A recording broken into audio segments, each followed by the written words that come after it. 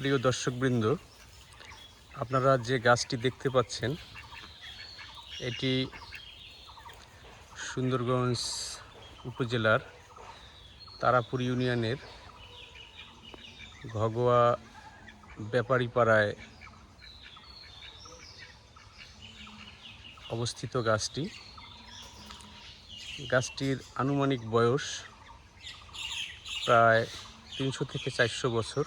স্থানীয় মানুষরা কেউই সঠিকভাবে বলতে পারেন না গাছটির প্রকৃত বয়স কত।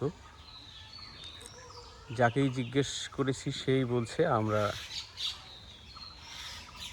এভাবে জানি, ঠাকুরদার কাছে শুনেছি বা পূর্ব বংশের লোকজনের কাছ থেকে শুনেছেন, এতটুকুই।